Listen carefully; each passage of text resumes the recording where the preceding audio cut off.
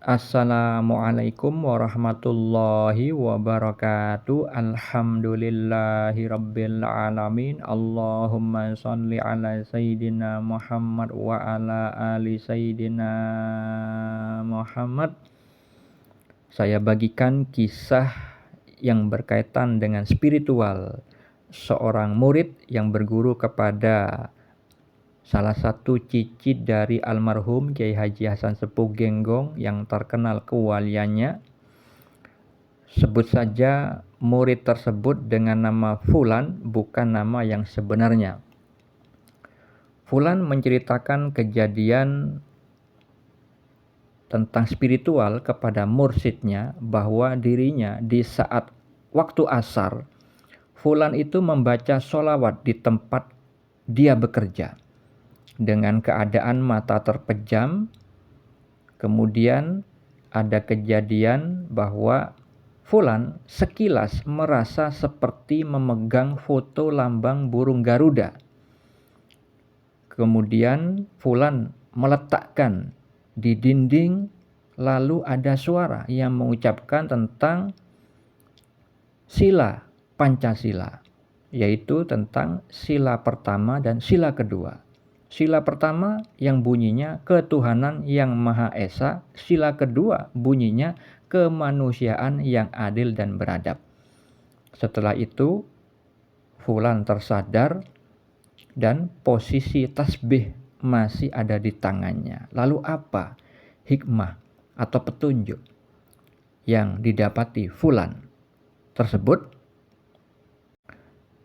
Hal itu adalah petunjuk dari Allah Subhanahu wa Ta'ala agar Fulan di dalam menjalani kehidupannya harus mengesahkan Allah dalam segala hal, dalam perbuatannya, baik itu secara lahir dan batinnya.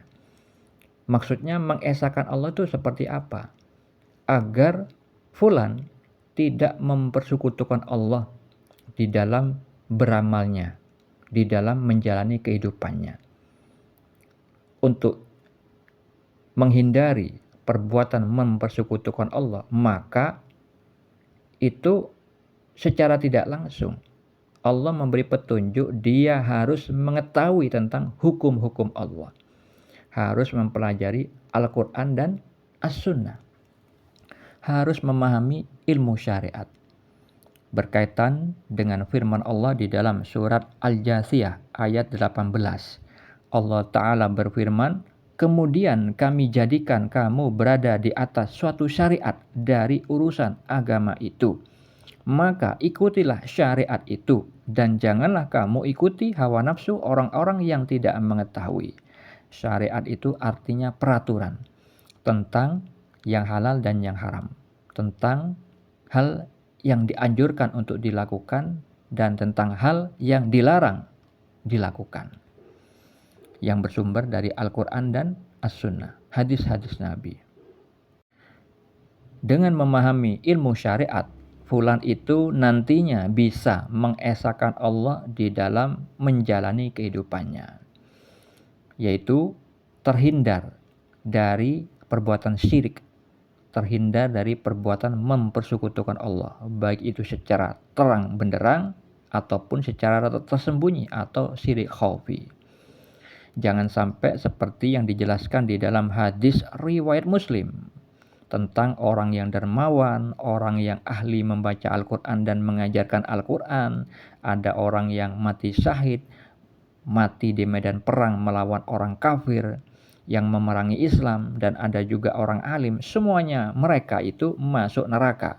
Mereka beramal secara lahiriahnya saja, tetapi hatinya berbuat syirik secara tersembunyi atau disebut syirik khafi, mempersekutukan Allah, karena mereka semuanya beramal tapi tujuannya kepada selain Allah. Mereka semuanya beramal ingin dipuji manusia, bertentangan dengan firman Allah di dalam surat Az-Zariyat ayat 56, bahwa Allah itu menciptakan jin dan manusia agar mereka beribadah kepada Allah Subhanahu wa Ta'ala, bukan kepada selain Allah. Itu petunjuk yang pertama yang ditujukan kepada fulan.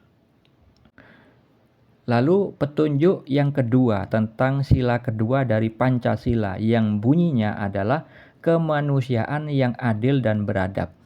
Allah memberi petunjuk kepada fulan agar fulan itu memperlakukan manusia dengan cara yang adil dan dengan adab yang baik.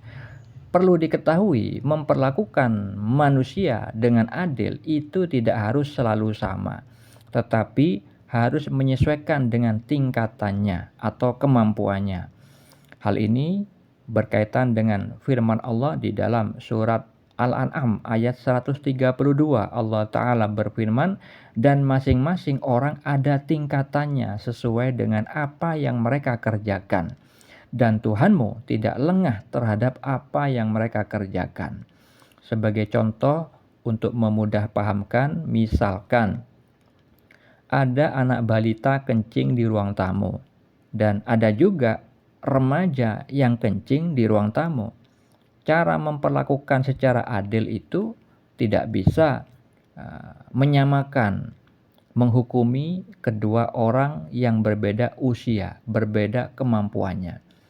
Kalau anak balita tidak mengetahui tentang sopan santun, maka kita tidak bisa memberikan peringatan sebagaimana kita memperingatkan kepada anak remaja yang memang sudah memahami tata krama.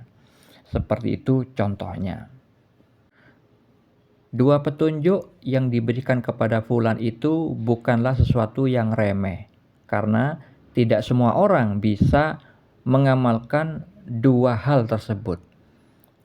Karena orang yang bisa melakukan dua hal tersebut haruslah orang yang memahami ilmu agama dengan baik, memahami Al-Quran dengan pemahaman yang benar, memahami sunnah Nabi Muhammad SAW dengan pemahaman yang benar, dan orang yang bisa memahami dengan benar hanyalah orang yang hatinya baik, hatinya bersih. Kenapa? Karena ada hadis Nabi yang menjelaskan tentang orang yang membaca Al-Quran tetapi berakhir murtad, keluar dari agama Islam. Disabdakan oleh Nabi Muhammad SAW pada hadis riwayat Al-Bukhari. Bunyi sabdanya adalah, akan keluar manusia dari arah timur dan membaca Al-Quran namun tidak melewati kerongkongan mereka. Mereka melesat keluar dari agama sebagaimana halnya anak panah yang melesat dari busurnya. Mereka tidak akan kembali kepadanya hingga anak panah kembali ke busurnya. Hadis tersebut menjelaskan tentang orang yang membaca Al-Quran dalam keadaan buta hatinya. Hati yang tertutup karena noda-noda hitam, karena sering bermaksiat tapi tidak diimbangi dengan bertaubat kepada Allah. Akhirnya terjadilah sebagaimana disabdakan Nabi, jika hati rusak, maka rusak pula seluruh jasad. Jika hati itu tertutup dengan noda-noda hitam karena bermaksiat, nantinya orang tersebut ketika beramal itu melakukan suatu kemaksiatan tapi tidak disadari. Nah, makanya di dalam hadis yang tadi contohnya ada orang membaca Al-Quran tidak sampai ke kerongkongan, tidak memahami kebenaran hakiki tentang Al-Quran yang dibacanya. Karena apa? Hatinya buta. Akhirnya memahami dengan hawa nafsu, sehingga dia menjadi murtad, keluar dari agama Islam. Nah, kejadian ini ada kaitannya dengan mimpi yang dialami fulan. Sudah saya posting sebelumnya, bahwa dirinya itu menuju puncak gunung dan kemudian berubah menjadi dia itu berada di dalam tubuh manusia. Dia berjalan melihat gigi, tenggorokan, dan puncaknya di otak. Nah, ini berkaitan dengan kejadian spiritual yang sekarang saya ceritakan. Untuk mengetahuinya, baca, dengarkan pada video sebelumnya. Semoga fulan memahami petunjuk yang dia dapatkan, bahwa kejadian spiritualnya di saat dia bersolawat itu berkaitan dengan mimpi yang dialaminya setelah mengalami kejadian ini. Semoga hal ini bermanfaat. Assalamualaikum warahmatullahi wabarakatuh.